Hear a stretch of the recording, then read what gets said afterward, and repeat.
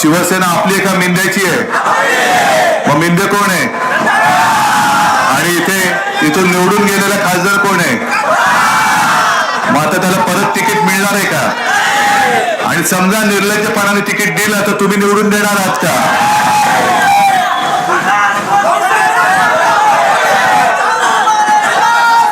जिथे जिथे जातोय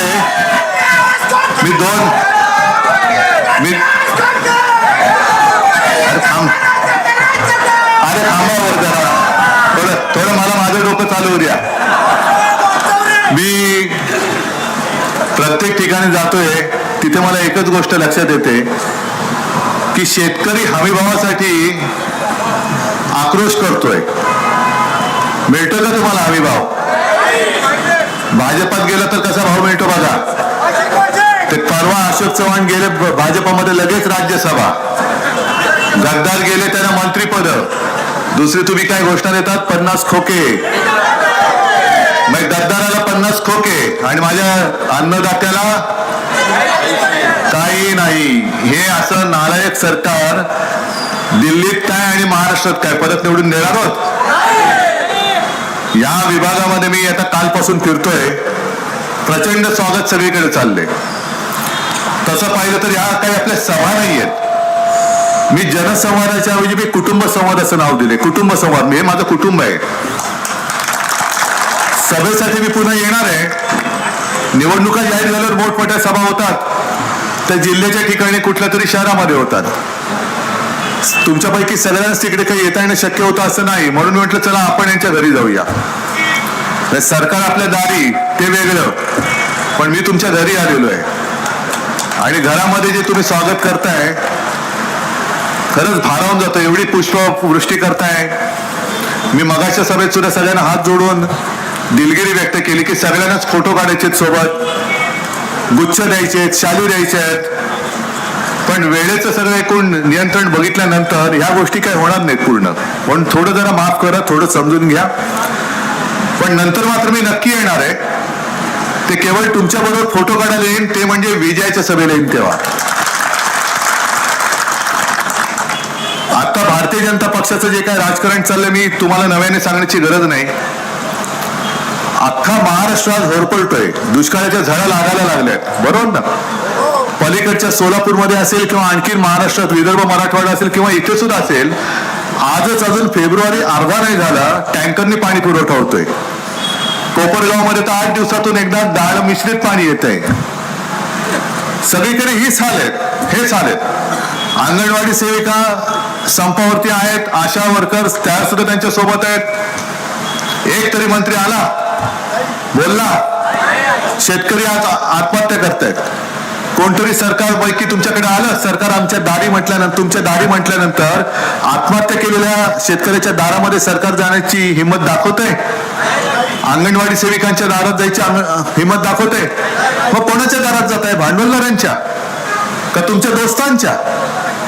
मोदीजींचं ठीक आहे हो, दर 5 वर्षांनी येतात, रडतात, भाई और बहनों अब मैं गरीबों के लिए काम करूंगा. मग इतके वर्ष कोणासाठी काम केलं? आता सांगतात की याच्या पुढे आता आपला देश आपल्याला सामर्थ्यवान बनवायचा आहे. मग 10 वर्ष काय गवत उपटत होते सगळे मंत्री तुमचे? 10 वर्ष केलं काय? 10 वर्ष तुम्ही जे केलं तेच तुम्ही आता पुन्हा आमच्या लोकांना भुलवून पुढच्या 5 वर्षात करणार. काय करणार? भाई और बहनो केलं की तुम्ही भूलता. अरे मला भाई और बहनो म्हणाला, मग रडतात काहीतरी सांगून. रडल्यानंतर मग महिला म्हणतात की अरे बिचारा रडतोय, द्या याला मत. पण एकदा तुम्ही मत दिलं की तुम्ही बसा बोंबलत, हे यांच्या सगळ्या मित्रांच्या मागे लागणार.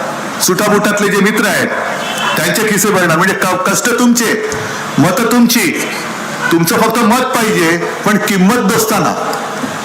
त्यांची सगळे काय कर्ज बिर्ज असेल ते माफ करतील, पण माझ्या शेतकऱ्याचं जसं मी 2 लाखापर्यंत कर्ज माफ करून दाखवलं होतं, पीक कर्ज. बघा मी बोलल्यानंतर टाळ्या वाजल्या, म्हणजे मी केलं होतं ते मिळालं होतं तुम्हाला. हा असा आपला उघडा कारभार आहे.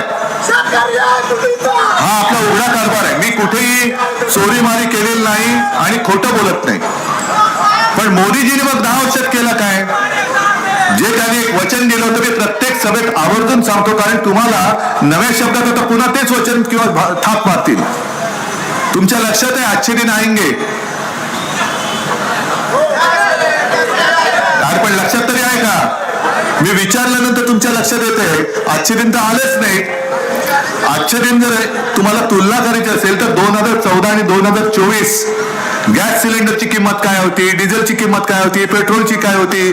तुम्हाला सोयाबीन वगैरेचे जे शेतकरी आहेत त्यांना विचारा की सोयाबीनला तो जो काय तेव्हा भाव मिळत होता 10 वर्षात किती वाढला, कापसाचा भाव किती वाढला. माझा कापूस पिकवणारा शेतकरी जिथे कापूस पिकवतात त्यांना जाऊन विचारा की अरे हमी भाव जारी झाल्यानंतर तू खरेदी केंद्रावर का जात नाहीस. याचं खरं कारण असं आहे की विदर्भामध्ये या व्यापाऱ्याने आता एक नवीन टुमणं काढले.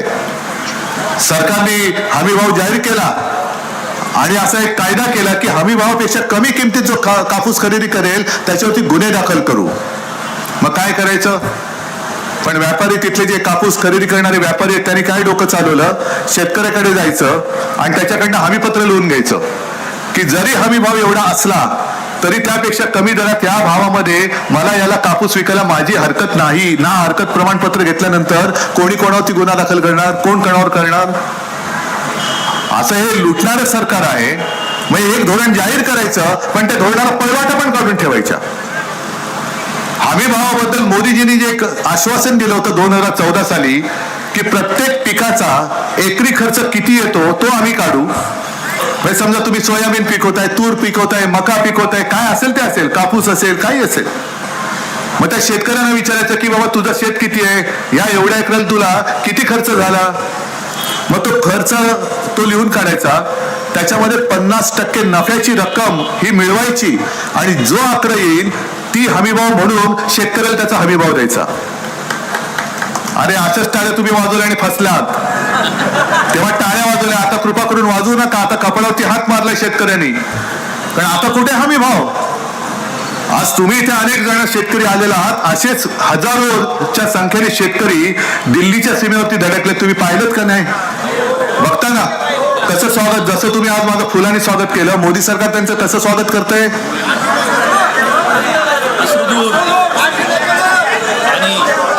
पाण्याच्या तोफा म्हणजे आमची मुलुक मैदानी तोफ वेगळी जी भाजपच्या ठिकऱ्या उडवते, पण तिकडे पाण्याच्या तोफा तयार ठेवल्यात, मध्ये अडथळे ठेवलेत, सीमेवरती घालणारे तारेचं कुंपण टाकले, खेळे असलेलं. सैनिक, निमलष्करी दल, पोलीस सगळ्यांना बंदुका घेऊन तयार ठेवलेले आहे. अश्रुधुरांचे गोळे सुद्धा फोडतायत. मी त्यांना मोदींना तेच विचारतो की एवढा निर्लज्ज कारभार करू नका तुम्ही. जे शेतकरी आधीच रडतायत, ज्यांच्या डोळ्यामध्ये आजच अश्रू आहेत, तुमच्या अश्रुधुराच्या नळकांड्या फुटण्याच्या आधी ज्या शेतकऱ्याच्या डोळ्यातून अश्रूच्या धारा वाहतात त्या पहिल्या पुसा, त्या पुसा, मग अश्रुधूर मारा. पण बेगुमानपणाने सगळं चाललेलं आहे आणि सगळं करून एकदम कसं सोयरं सुतक असं घेऊन, सुतक नाही सोयरं घेऊन असं सोजळपणाने उभं राहायचं तुमच्या समोर आणि मग भाईवर बहिणो करायचं. का अमित शहा जाऊन त्या शेतकऱ्यांना भेटत का नाहीत, मोदीजी जाऊन त्या शेतकऱ्यांना भेटत का नाहीत. जर 10 वर्षामध्ये तुम्ही यांचं सगळं कोट कल्याण केलं असेल तर शेतकऱ्यांना भेटण्याच्या आधी न भेटण्यासाठी त्यांच्या आणि तुमच्यामध्ये या भिंती का उभ्या करताय. मी आलो ना शेतकऱ्यांना भेटायला, मी मध्ये येऊन उभा राहतो, बोला माझ्याशी शेतकऱ्यांनी. मला खात्री आहे, मला आत्मविश्वास आहे, मी कोणतेही पाप केलेलं नाही. मुख्यमंत्री म्हणून मला जे जे काही करता येणं शक्य होतं ते मी केलं आणि यापुढे सुद्धा आपलं सरकार आल्यानंतर सुद्धा जे शेतकऱ्यांसाठी करणं योग्य असेल आणि करायची गरज असेल तर मी केल्याशिवाय राहणार नाही. साधी गोष्ट आहे, मी मुख्यमंत्री झालो अनपेक्षितपणाने. कोणालाही माहिती नव्हतं, मलाही माहिती नव्हतं मला मुख्यमंत्रीपद स्वीकारावं लागेल. तुमच्यापैकी कोणीतरी माझ्याकडे कर्जमुक्तीची मागणी केली होती. पण मी माझ्या नागपूरच्या पहिल्या अधिवेशनात तुम्ही कोणी न मागता कर्जमुक्तीची मागणी किंवा मागणी नसताना मी कर्जमुक्तीची घोषणा केली आणि मी कर्जमुक्ती करून दाखवली हे मी ठामपणाने सांगतो. आपत्ती काळामध्ये सुद्धा सरकारने मदत केली होती की नव्हती. आता सुद्धा अवकाळी पाऊस झालाय मराठवाड्याच्या त्या बाजूला, नेमका अशोक चव्हाणांच्याच बाजूला. म्हणजे जसं भाजपामध्ये काँग्रेसचा नेता गेला, अवकाळी पडलाय नेता. अवकाळीच पाऊस पडायचा ना, अनपेक्षित पडलेला पाऊस, तसा अनपेक्षित त्यांच्या पदरात पडलेला धोरणाने नेता. या काळामध्ये कधी मोदीजी आले नाहीत, एक पैशाची मदत केंद्राने आपल्याला केली नाही. आणि आता वारंवार महाराष्ट्रामध्ये येत आहेत. महाराष्ट्रामध्ये येऊन तुमच्या सगळ्यांना फसवण्याचा एक धंदा करून बघतायत. म्हणजे ज्या धरणासाठी, निळवंडे धरण असेल, आणखीन कोणती धरणं असतील, पाणी पुरवठ्याच्या योजना असतील, आपलं सरकार असताना आपण जे काही निर्णय घेतले होते, आपण जे काही पैसे तिथे मंजूर केले होते, ती कामं कोरोना काळात सुद्धा आपण चालू ठेवली. म्हणून आता मोदीजी तुम्ही त्याचं उद्घाटन करू शकताय, म्हणून करू शकताय. असं आम्ही म्हणत नाही की आम्ही काम केलं आम्हाला श्रेय द्या. नाही, जनतेचं काम आहे. आणि आम्ही पैसे दिले म्हणजे कोणी दिले पैसे? मोदी सरकार म्हणून ज्या काही योजनेच्या रथ फिरतायत, मोदी सरकारच्या योजना, मोदी सरकारच्या योजना, कोणाच्या या योजना आहेत? भारत सरकारच्या योजना आहेत. आणि सरकार जेव्हा पैसे देतं तेव्हा सरकार त्याच्या खिशात पैसे देत नाही, तर तुमच्याचकडनं मिळवलेले कराच्या रूपाने असलेले पैसे, त्या करातनं सरकार तुमच्यासाठी योजना करत असतं. पण ती योजना मंजूर करायला सुद्धा दिलदारी लागते. मी असं कधी विभागणी केली नाही, जसं आज त्यांनी केलेलं की शिवसेनेचे जे आमदार मिंदे बेटात गेले त्यांना विकास निधी मंजूर, पण माझ्यासोबत शंकररावांसारखे जे कट्टर राहिलेत त्यांना विचारा तुमच्याकडे किती विकास कामाला निधी दिलेला आहे. हे असं पाप आम्ही नाही केले. जनता ही कोणी असली तरी आमची आहे, महाराष्ट्राची आहे. भले ते त्यांनी दिले असतील मत कोणाला, पण ते माझ्या महाराष्ट्राचे नागरिक आहेत, त्यांचे सुद्धा आशीर्वाद मला मिळाले पाहिजेत. आणि मी राज्यकर्ता आहे, मी राज्यकर्ता असल्यानंतर मी भेदभाव कोणात करणार नाही. आणि हीच तर शिकवण आपल्याला माननीय हिंदू हृदय सम्राटांनी दिली होती. आज जो काही ससेमिरा ईडी, सीबीआय, इन्कम टॅक्स आणि पोलिसांच्या माध्यमातून शिवसैनिकांच्या मागे लावला जातोय, जुन्या केसेस काढताय. तुम्ही काय सलून काढले जुन्या केसेस काढायला? त्या सलूनवाले झालेत की काय केसेस काढायला? मग आमचं सरकार येऊ द्या, मग आम्ही असं काय तुमचा हमाम करतो ना बरोबर की तुमच्या सगळ्या जुन्या केसेस करतो. एक केस म्हणजे गुन्हेगारीच्या सगळ्याचा आम्ही पाडा वाचू. पण शिवसेना प्रमुखांनी ज्या वेळेला मनोहर जोशी मुख्यमंत्री होते, गोपीनाथ मुंडे उपमुख्यमंत्री होते, दोघांना बोलवून, मी स्वतः साक्ष आहे, दोघांनाही सांगितलेलं, मनोहर जोशींना ते पंत म्हणायचे आणि गोपीनाथरावांना अरे गोपीनाथ म्हणायचे. माझ्या समोर सांगितलं होतं मनोहर जोशींना, पंत तुम्ही आता मुख्यमंत्री आहात, गोपीनाथ तू उपमुख्यमंत्री आहेस, आपलं सरकार आहे, काँग्रेसच्या विरोधात आपण लढतो आहोत, आपल्या विरुद्ध आंदोलन होतील, काँग्रेसची लोक, आता काँग्रेसची लोक आपल्या सोबत आहेत, पण तेव्हा विरोधात होतो. काँग्रेसची लोक येतील, आंदोलन करतील, मोर्चे काढतील, एक सुद्धा लाठी त्यांच्यावरती उगारली जाता कामा नये. कारण भले ते काँग्रेस आणि राष्ट्रवादीचे कार्यकर्ते असतील तरी सुद्धा ते सगळे तरुण माझ्या महाराष्ट्राची मुलं आहेत, त्यांना लाठीमार करून लोळं पांगळं करायचं नाही. अरे याला म्हणतात दिलदारी. आणि तुम्ही आता संजय राऊतचं नाव घेतलं, ते टाळ्या का वाजवतो तुम्ही? का संजय राऊत जाऊ शकला नसता भाजपात? पण तो तुरुंगात गेला कारण त्यांनी काही पाप नाही केलेलं, त्याला सुद्धा माहिती आहे, त्याच्यावरती सुद्धा दबाव आणला होता. आज सुद्धा आपल्याकडे जे लढतायत, अगदी वायकर असतील, आणखीन कोणी, त्यांना पण मुदत दिले की अमुक दिवसांमध्ये तुम्ही भाजपात या, नाही तर तुरुंगात जा. ठीक आहे, मी त्या यंत्रणांना सुद्धा सांगतोय की थोडे दिवस राहिलेत, तुम्ही माझ्या लोकांना छळाल तर त्या अधिकाऱ्यांना सुद्धा मी तुरुंगात टाकेन उद्या. हो टाकेन, अन्याय सहन नाही करणार. आज छत्रपती शिवाजी महाराजांचा महाराष्ट्र आहे, अन्यायाविरुद्ध वार करणारा हा महाराष्ट्र आहे. आम्ही कोणावरती अन्याय करणार नाही, पण तुम्ही आमच्यावरती अन्याय कराल तर तुम्हाला आम्ही जागेवर ठेवणार नाही. ही शिवरायाची शिकवण घेऊन आम्ही मैदानात उतरलेलो आहोत. नुसतं तुमच्या हातामध्ये कायदा आहे, तुम्ही सरकार आहात म्हणून आज वाटेल तसे वागत असाल, पण तुमचे दिवस भरले, तुमच्या कर्मानेच तुमचे दिवस भरलेले आहेत. जे गृहमंत्री आहेत मग ते देवेंद्र, त्यांचं नाव आता जनतेनेच ठेवलंय फडणवीस. नाही टरबूज तर तुम्ही म्हणता, पण फडणवीस म्हणजे फडणवीस नाही, घरफोडे. हे घरफोडे मंत्री आहेत. हे काय अमित शहा काय दुसऱ्याची घर फोडतात, कारण यांच्या घरामध्ये काही निर्माणच झालेलं नाहीये, ना विचार ना आदर्श, काही नाहीये. अशोकराव सुद्धा जे केलं भाजपामध्ये म्हणजे मोदीजींचं स्वप्न पूर्ण करायचंय. म्हणजे मोदीजींना सुद्धा खात्री पटलेली आहे की हे नादान भाजपवाले मोदींचं स्वप्न काय पूर्ण करू शकत नाही, म्हणून त्याला परके लागतात, उपरे लागतात, बाजार बुंडगे लागतात. बरं मोदीजींचं स्वप्न पडायला मोदीजी झोपतात 3 तास, मग स्वप्न कधी पडतं? आणि त्यांचं स्वप्न अशोकरावांच्या स्वप्नात कधी येतं? पण अशोकरावांना स्वप्न पडत असेल कदाचित, सांगता येत नाही. कारण हर्षवर्धन पाटील जे आहेत माहिती आहे ना, पलीकडचे इंदापूरचे, त्यांनी 1-2 वर्षापूर्वी एका कार्यक्रमात सांगितलं आता ईडीबीडी काय ना बघा, आता शांत झोप लागते. म्हणजे तिकडे झोपा काढायला गेलेत, हे सगळे झोपा काढायला गेलेले आहेत. आणि आपल्याकडचा गद्दार सुद्धा तो झोपलेलाच होता, तो पण तिकडे झोपा काढायला गेलेला आहे. पण त्यांना स्वप्न पडू शकतात, माझा शेतकरी झोपू शकत नाही, त्याला स्वप्नच पडत नाही.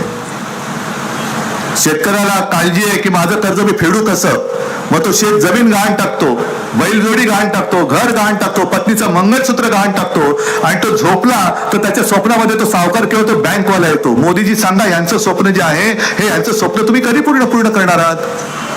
नुसतं स्वप्न दाखवून देश नाही चालत. जी जागे जिथे जागते शेतकरी आहेत, जो अन्नदाता आहे, दिल्लीमध्ये येणाऱ्या अन्नदात्यावरती, त्यांच्याच मुलाला, सैनिक असतील, पोलीस असतील, ही शेतकऱ्यांचीच मुलं आहेत, त्या अन्नदात्यावरती बंदुका रोखणार हे नादान केंद्र सरकार आपल्याला पहिलं खाली खेचावं लागेल. आणि मला खात्री आहे की या उन्हामध्ये तुम्ही आलात आणि नुसतं येऊन बसलं नाही, तिकडे एक सुद्धा माणूस भाड खाऊ नाहीये, मला खात्री आहे. आहे का रे कोणी भाड्याचा माणूस? सगळे भाडोत्री आणि भाडकरी तिकडे, भेकड आणि भाकड लोक तिकडे आहेत. माझ्याकडे ते जिवंत रसरस्ती आणि लढाऊ शिवरायाचे मावळे आहेत. आणि तुमच्या जोरावरच, ही माझी नाही तर तुमची लढायला मी मैदानात उतरलेलो आहे. या लढाईमध्ये तुम्ही साथ देणार आहात की नाही एवढं सांगा एकदा. नक्की. मग उद्या जेव्हा लोकसभा येईल, पहिली विधानसभा येईल, मला प्रचाराला इथे येता आलं नाही तरी सुद्धा तुम्हाला इथून आपल्या महाविकास आघाडीचा, शिवसेनेचा उमेदवार लोकसभेत पाठवावा लागेल. आणि आपल्या विधानसभेत तर तुम्ही पाठवायलाच लागेल तुम्हाला. या दोन्ही विजयाची जबाबदारी मी तूर्त तुमच्यावरती सोपवतो. आणि